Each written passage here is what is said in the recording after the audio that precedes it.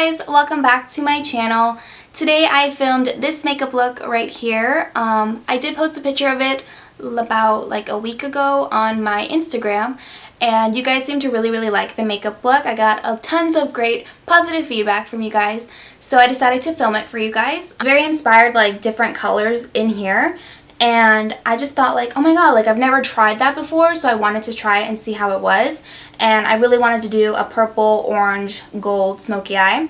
So I decided to put this gold right here in the inner corner, and I just felt like it just made this look like so much better and so like not so typical of like, oh, you did a purple smoky eye, like everybody does purple smoky eyes. I just felt like this pop of gold was just like a little bit something different, and I really like this technique, and I just feel like it takes the look to the next level. So I kind of want to like switch it up here and there, like do cool tone looks and warm tone looks and colorful looks.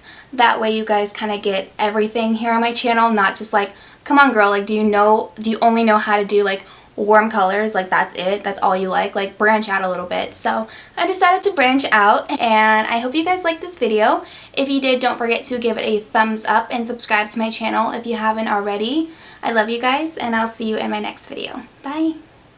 Hey guys, welcome back to my channel. So the first thing I'm taking is my MAC Painterly Paint Pot.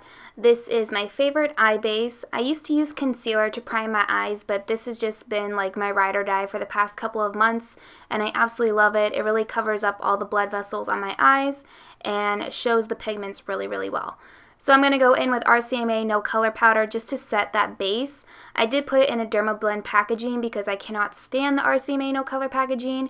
It's such a hassle to work with, so I just put it in that. The first shade I'm picking up is Peach Smoothie by Makeup Geek. I'm going to use this on a Morphe blending brush. I will list all the brushes that I use in this video down below, as always. And I'm just going back and forth in my crease just to use this as my transition shade. I go back and forth in like windshield wiper motions and then go in circular motions. That's just the way that I personally like to blend, and it just works every time. Now I'm picking up Makeup Geek Chickadee. It's a really pretty kind of burnt orange yellow. A lot of people are scared of Chickadee because it's like really pigmented and super orange, but I just think that it's such a like unique, fun color to work with.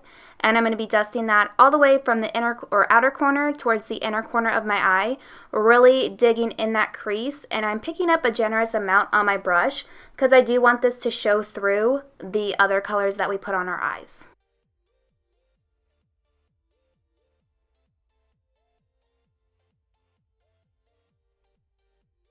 The next color I'm picking up is this Loreal 24-Hour Infallible eyeshadow in the shade Smoldering Plum. And I'm going to apply this with a MAC 242 brush all over the lid. Now, let me be honest with you guys, this color was so difficult to work with. I don't know what it was about this shade in particular, but I don't know. These are just so hard to work with in my opinion. I had to go over this like so many times to get the actual pigmentation that I wanted. And I did end up going in with like a setting spray as well. But I wanted you guys to see like how many times I had to go over this shade to get it pigmented. And even there, I still felt like I needed to go over it a little bit more. So I did go in with the NYX Matte Setting Spray, I believe it's called. I got it at like Walgreens and tried to use that to give it a little bit more color. But I don't know, I just felt like that color was just so hard to work with.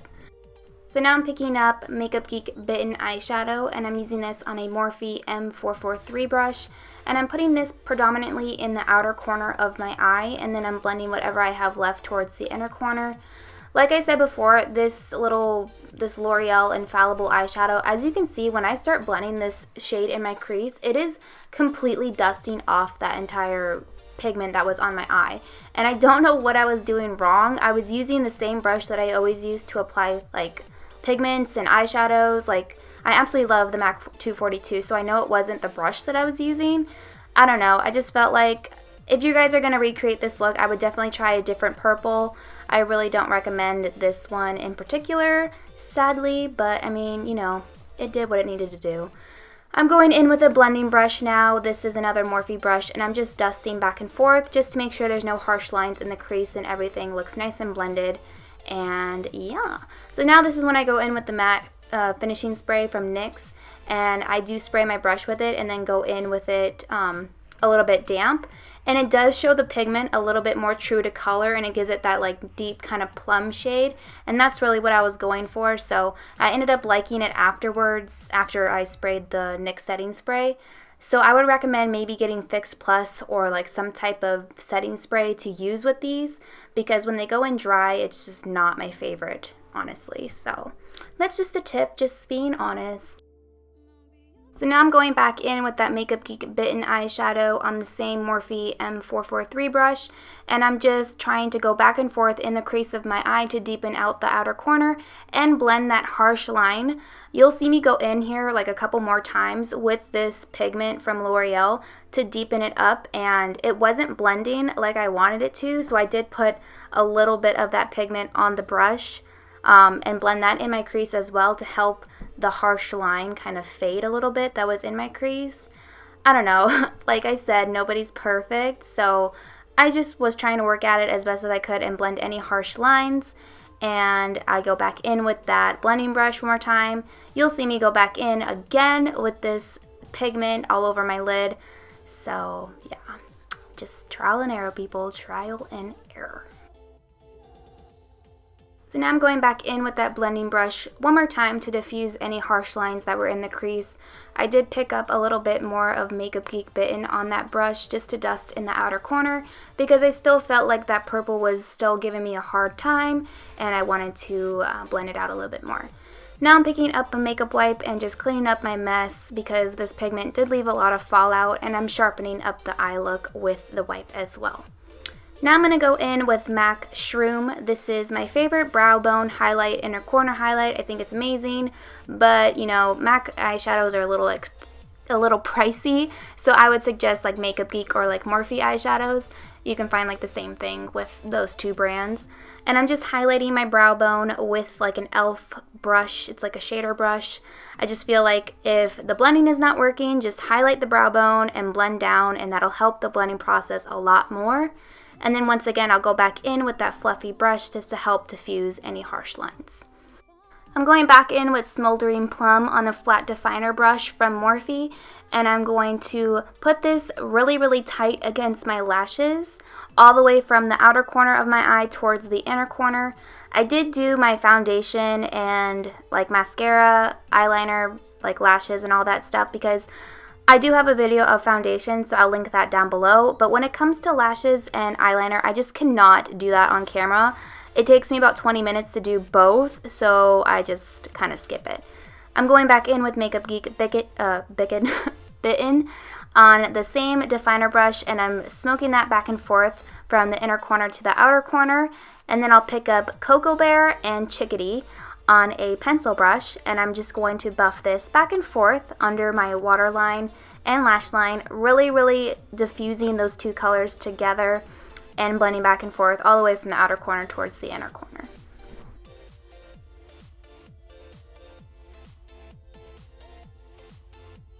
So now I'm picking up Maybelline's Eye Studio Blackest Black Gel Liner, and I'm going to use this on my waterline with any angled brush.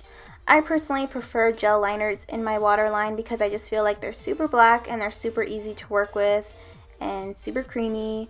So I like gel liners over pencil liners in my waterline, but that's just me. And then I'm going to go back in with a pencil brush and some more like Cocoa Bear or Bitten, and I'm going to buff out that black that is in my waterline. I like buffing back and forth in the waterline because I don't want to see any skin in between my lashes.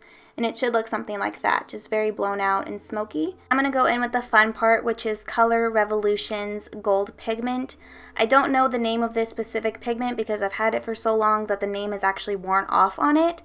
But I did dampen my pencil brush when I went in with this pigment to give it more of a metallic finish.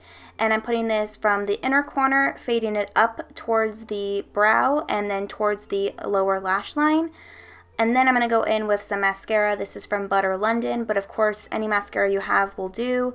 They're pretty much all the same. Then I'm going to move on to my lips. This is MAC Morning Coffee. This is a Prolong Wear lip pencil. One of my favorites for sure. I do make an X when I define my Cupid's bow. I just feel like it's a easier guide to help me define it.